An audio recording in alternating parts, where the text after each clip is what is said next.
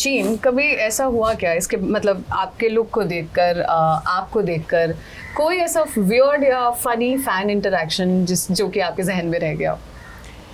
एक चीज़ जो मुझे बहुत सरप्राइज़ करती है वो ये है कि लोगों को लगता है कि आप वही कैरेक्टर हो।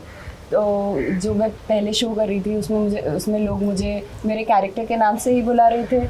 उन्हें ऐसा लगता था जो मेरा शो में पति है वही मेरा पति है, जो मेरा भाई है वही भाई है। तो फिर मुझे उनको समझाना पड़ता था कि नहीं नहीं ऐसा नहीं है, मेरा असली नाम ये है। हालांकि बहुत प्यार मिलता है उस नाम से जिस नाम का कैरेक्टर आप प्ले कर रहे हो, लेकिन उन्हें बताना पड़ता है कि हर शो में पति भी बदलेगा, माँ भी बदलेगी, भाई भी बदलेगा, शादी भी बार बार होगी, तो आप डरिएगा मत। और हाँ, इस शो के बाद अगर मैं आपको सड़क पे चलती हुई दिख जाऊँ तो भी मत डरिएगा please. You can come and say hi to her because this Dakini is very friendly by the way. आ गई है फटाफट खबरों की रेलगाड़ी, और फटाफट खबरों की रेलगाड़ी का पहला स्टेशन है सीरियल वसुधा का सेट। काकीसा सबके सामने बताएगी कि देव और उसके भाई में झगड़ा हुआ है, और जब चंद्रिका देवी अपने बच्चों से पूछेगी तो दोनों बताएंगे कि ऐसा कुछ नहीं है, वो केवल ड्रामा कर रहे थे। इससे एक बार फिर काकीसा को मुंह के बल गिरना पड़ेगा। वैसे दो भाइयों की झगड़े वाली बात कोई और नहीं बल्कि मेघा काकीसा को बताती है वो चंद्रिका देवी के सामने दोनों का तमाशा बना सके, ऐसी मंशा होती है मेघा की। मगर ऐसा हो नहीं पाता क्योंकि दोनों बेटे नहीं चाहते कि वो अपनी माँ का दिल दुखाएं। तुम दोनों के बीच कुछ हुआ है क्या? हम दोनों के बीच लड़ाई हुई है मासा। क्या सुना ना सब लोगों ने? तुम्हारी ब्रेकिंग न्यूज एकदम सही थी, पर सब लोग हमारे को उल्लू समझे हैं। लड़ रहे हैं दोनों।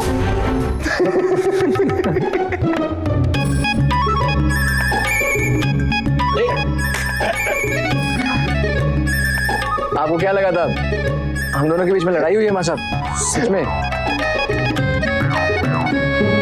अरे अभी तो लड़ रहे थे ना, वो भी सबके सामने। अब पकड़े गए तो ड्रामा कर रहे हो? हाँ, हमारे को झूठा साबित करना चाहते हो? काकीसा ड्रामा ये नहीं वो था। हाँ। और प्रैंक कर रहे थे पापा साहब, प्रैंक। तुम दोनों की बातों से हमें लग रहा था कि तुम दोनों के बीच कोई तनाव है। सच बताओ, बात क्या है? मजाक था मासा। आप जानती हैं कि हम दोनों एक दूसरे के बिना अधूरे हैं, और फिर लड़ाई का सवाल कहाँ से आया? किसने कहा ये? फटाफट खबरों की रेलगाड़ी का अगला स्टेशन है सीरियल आमी डाकनी का सेट। आयान अपनी हवेली लौटा है, जिसके चलते वो मंदिर में खाने का आयोजन भी करता है। मगर उसी दौरान मीरा आएगी जो आयान को सावधान करने पहुंचेगी। वो आयान को कुछ ऐसा बताना चाहेगी जिसके कारण आयान आने वाली मुसीबत से बच सके, क्योंकि इसके बाद ही कहानी में डाकनी का नया रूप देखने को मिलेगा। आइए आप भी बैठिए, आपके लिए भी खाना लगाता हूँ। आइए। मैं खाने के लिए नहीं, समझाने के लिए आई हूँ।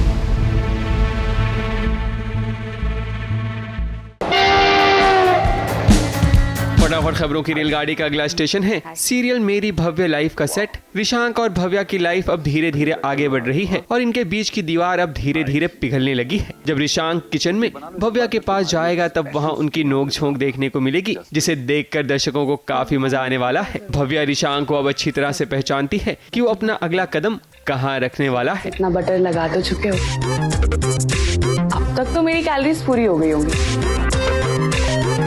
बताओ क्या चाहिए? क्यों दे रहे हो इतना स्पेशल ट्रीटमेंट?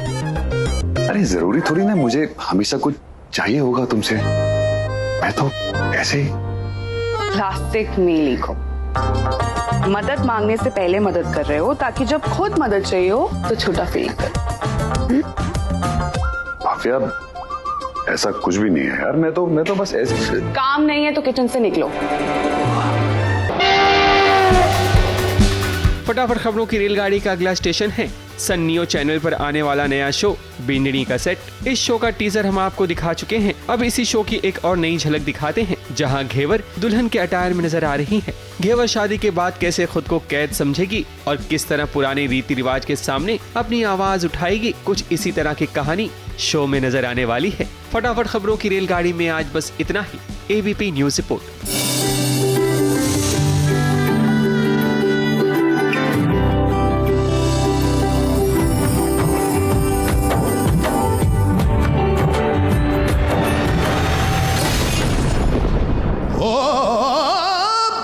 प्रथाओं की ओर एक चुनरी आ रही है, बींदनी।